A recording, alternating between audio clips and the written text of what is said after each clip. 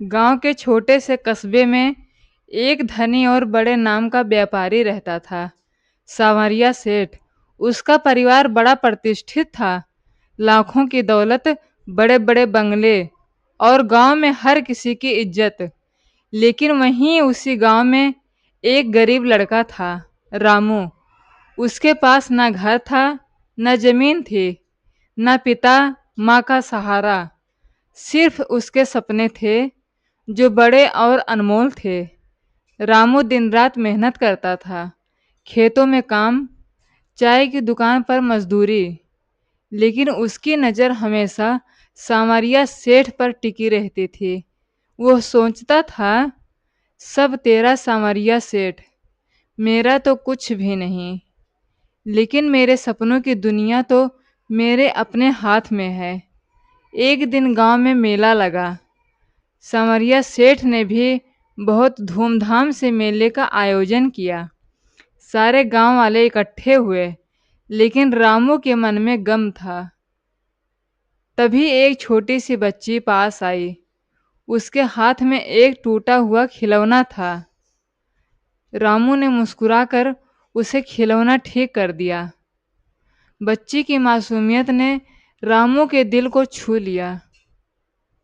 उसी दिन से रामू ने सोचा, पैसा नहीं है तो क्या, इज्जत और प्यार खुद कमाऊंगा। छोटे छोटे काम करूंगा, लेकिन दिल से। वो हर किसी की मदद करने लगा। बुजुर्गों की सेवा, बच्चों की पढ़ाई में मदद, गांव के रास्ते साफ करने में हाथ बटाया। धीरे धीरे गांव वाले रामू से जुड़ने लगे।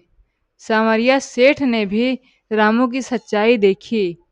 एक दिन उसने रामू को बुलाया और कहा, बेटा, दौलत तो चलती फिरती है, लेकिन दिल की दौलत सबसे अनमोल होती है।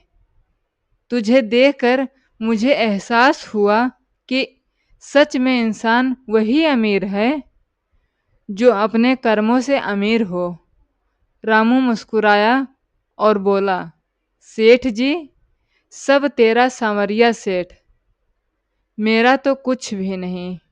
लेकिन जो मिला है वो है दूसरों के दिलों में जगह। आखिरकार रामू की सादगी और मेहनत ने उसे गांव का सबका प्यारा बना दिया और वह सबका अपना बन गया। रामू की मदद और सादगी की बातें गांव में दूर दूर तक फैलने लगी। धीरे धीरे गांव के लोग उसके पास सलाह लेने आने लगे। एक दिन सांवरिया सेठ ने रामू से पूछा, बेटा, तू इतनी मेहनत करता है, तेरे मन में कभी गुस्सा नहीं आता? ये सोचकर कि मेरा तो कुछ भी नहीं, क्यों नहीं खुद को बदलने की कोशिश करता? रामू मुस्कुराया और बोला, सेठ जी, मैं अपने हालात को देखकर नहीं, अपने सपनों को देखकर जीता हूँ। गरीबी और मुश्किलें तो एक पड़ाव है, मंजिल नहीं। अगर मैं खुद को बदलूंगा तो कभी भी ये मेरे लिए कमजोरी नहीं होगी, बल्कि ताकत बनेगी। सांवरिया सेठ बहुत प्रभावित हुआ। उसने रामू को अपने व्यापार में काम करने का प्रस्ताव दिया। बेटा, अगर तू मेरे साथ काम करेगा तो मैं तुझे सिखाऊंगा ईमानदारी से कारोबार कैसे किया जाता है। पैसे से बड़ा है इंसानियत। रामू ने खुशी खुशी प्रस्ताव स्वीकार कर लिया। धीरे धीरे उसने मेहनत से काम करना शुरू किया, बिना किसी घमंड के, पूरी ईमानदारी से। एक साल में रामू ने खुद को इतना बदल दिया कि गांव वाले उसे छोटा सेठ कहने लगे। अब रामू के पास भी अपना छोटा व्यवसाय था, लेकिन उसकी सबसे बड़ी दौलत थी लोगों का विश्वास और प्यार। वो हर गरीब की मदद करता, हर बूढ़े की सेवा करता और हर बच्चे को पढ़ाई में मदद करता।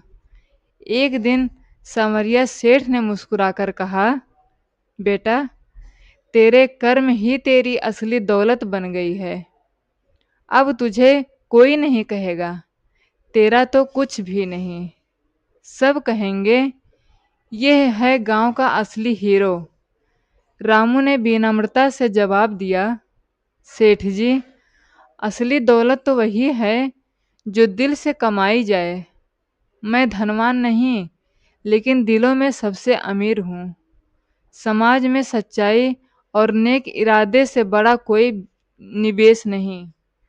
जो अपने हालात से हार नहीं मानता, बल्कि उन्हें बदल कर दूसरों के लिए रोशनी बन जाता है, वही असली विजेता है।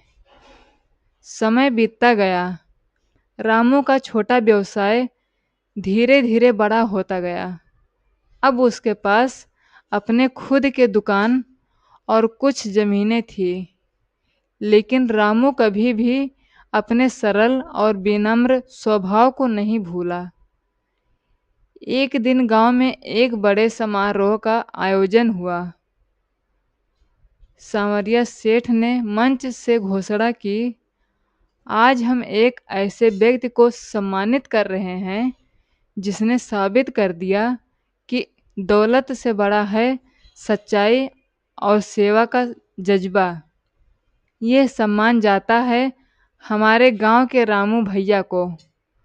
पूरा गांव तालियों से गूंज उठा। रामू ने नम आंखों से सबका आभार व्यक्त किया। मेरे पास पहले कुछ नहीं था, लेकिन मेरी कोशिशें, मेरे कर्म और आपके विश्वास ने मुझे आज यहाँ पहुँचाया। मेरा मानना है सब तेरा सांवरिया सेठ, मेरा तो कुछ भी नहीं से बेहतर है। मेरे कर्म मेरी पहचान है। उस दिन से रामू गांव का एक आदर्श बन गया। बच्चे उसके पास आते और पूछते, भैया हम भी कैसे कुछ बन सकते हैं? रामू मुस्कुराकर कहता, प्यार से काम करो, ईमानदारी से चलो और दूसरों की मदद में कभी पीछे मत हटो। यही है असली दौलत। दौलत किसी बैंक में नहीं, बल्कि हमारे दिल और कर्मों में जमा होती है। सब तेरा संवरिया सेठ, मेरा तो कुछ भी नहीं कहना छोड़ दो और कहो, मेरे कर्म मेरी पहचान है।